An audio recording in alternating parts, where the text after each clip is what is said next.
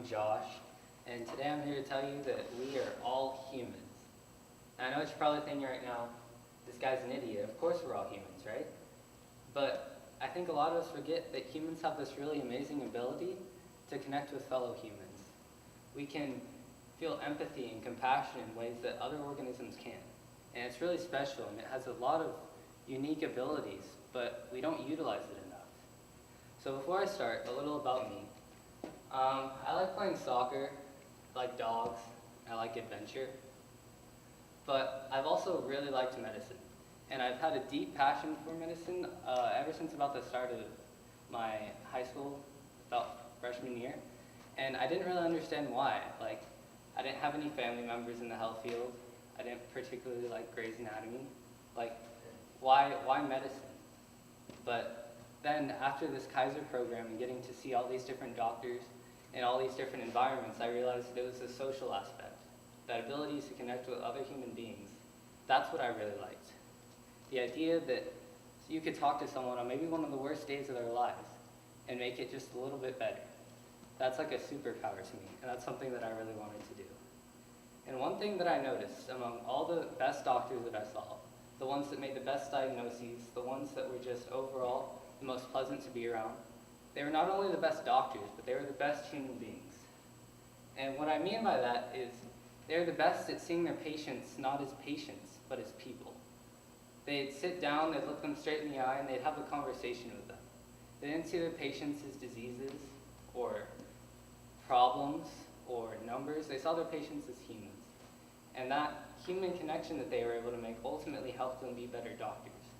The best example of this that I can think of is when I was in adult and family medicine, I got to shadow a doctor by the name of Dr. Plimpton. And his job as a primary care physician is especially hard because most of the patients that come in, he has absolutely no idea what's wrong with them. And the majority of what makes up his diagnosis is the symptoms that he can pull from the individual. And so his ability to make the individual and the patient feel more comfortable and open and relaxed is essential to him doing his job well. And I noticed that when he was in the exam rooms, he'd go in there and he'd shake their hand, he'd pat them on the arm, and he'd start talking to them about their dogs and their families and their jobs. And I was like, is he just making small talk? Like, this doesn't make any sense. But then I realized that he was getting to know the whole picture and the whole patient. And that bigger picture is what ultimately helped him be the best doctor. One example of this is like someone came in with dry eyelids and they thought, oh, I need to go see a dermatologist, I have a skin problem. But he asked about them about their families and their work, and he realized that they had a really stressful life. And that stress can actually cause dryness under the eyelids. But if he hadn't thought about the whole picture and gotten to know the patient and made that connection, he would have never arrived at that diagnosis. But it's because he treated them like a human that he was able to do so. And so once I realized that it was this art that I really was passionate about, it is an art, I guess. And this quote, I think, sums it up perfectly.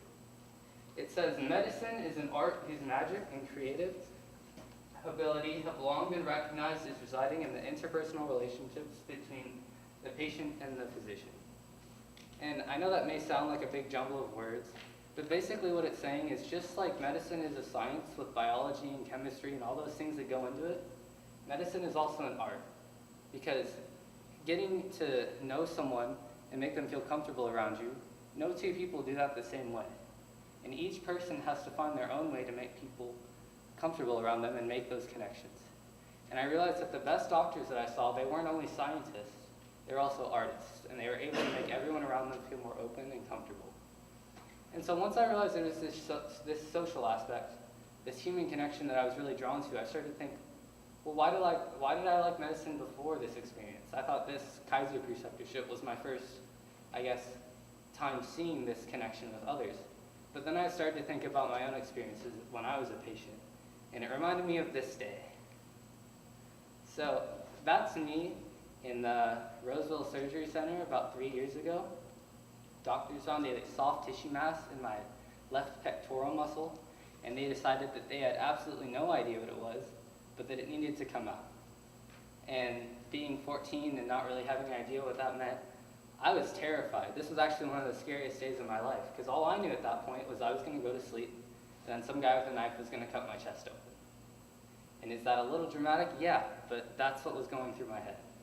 And I was really scared, and even though I'm smiling there because they gave me some nice drugs, on the inside I was really terrified. But as soon as my surgeon came in and he shook my hand, he started to treat me like an adult, even though I certainly wasn't an adult here.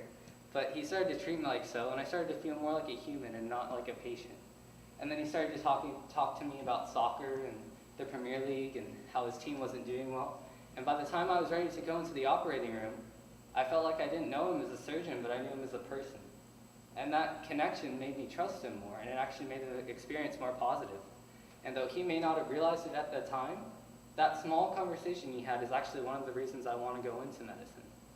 And that's that power of the connection. Making connections may not be that significant in the moment, but it can be significant in someone's life. And fast forward 3 years later, I actually got placed right back at that same surgery center as a part of this rotation. And I started to feel that same kind of anxiety that I was feeling 3 years ago, because I had somewhat of a traumatic experience there, and I was kind of freaking out walking into that day.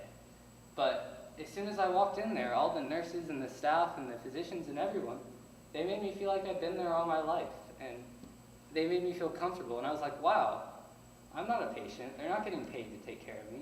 They're doing this because they're just good with people, and they make connections with everyone.